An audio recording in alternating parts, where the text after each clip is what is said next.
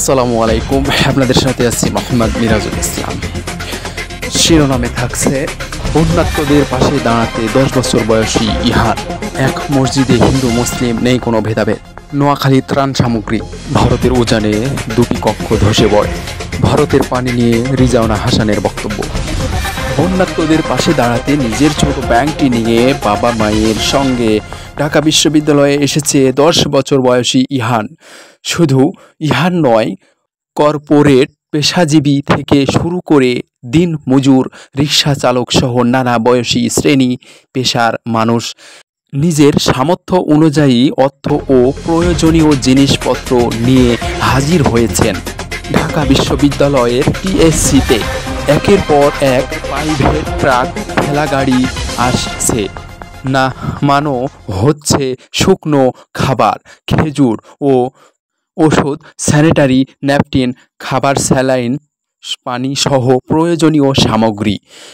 এত শ্রেণী পেশা ও বয়সের মানুষের মিলন মেলা বহু বছর দেখেনি ঢাকা বিশ্ববিদ্যালয়। এবারে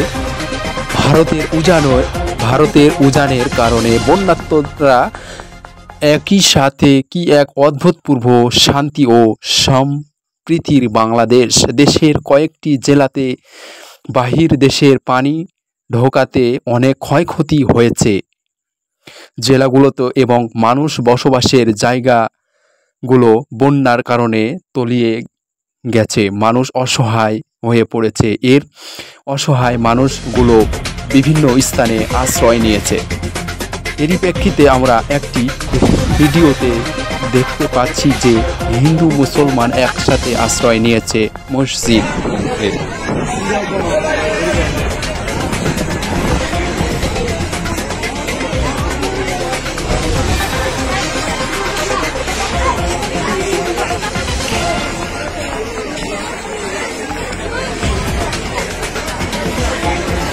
এবারে থাকছে ত্রাণ সামগ্রী।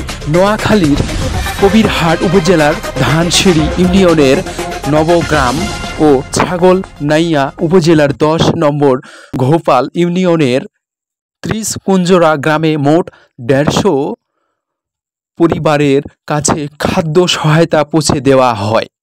সাম্প্রতিক কালের ভয়াবহ এই প্রাকৃতিক দুর্যোগ মোকাবেলার এগিয়ে এসেছে নোয়াখালীর কিছু স্বেচ্ছাসেবীরা। এবারে 4 কক্ষের পাকা বসতঘরে এক শিশুসহ পরিবারের 5 সদস্য রাতে ঘুমিয়েছিলেন। ভারতের উজান থেকে আসা পাহাড়ি ঢলের পানিতে দালানের মেঝের নিচের বালু সরে 2টি কক্ষ ধসে পড়ে। মেঝে ধসের বিকট শব্দে ঘুম ভাঙলে দৌড়ে প্রাণ বাঁচান 5 জন। বানভাসী মানুষের পাশে দাঁড়িয়ে স্বেচ্ছাসেবীরা ত্রাণ বিতরণের ব্যাপারে জোরালোভাবে বলে।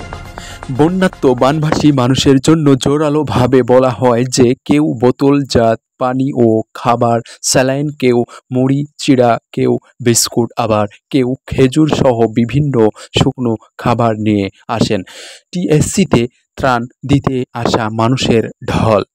ভারতের উজানের পানি দেশে ঢোকায় রিজাওনা হাসান বলেন, ভারতের পানি ছাড়ার আগে বাংলাদেশকে জানানোর বিষয়টি ভারত প্রতিপালন করেননি। ধন্যবাদ। আজ এ পর্যন্তই। আল্লাহ হাফেজ।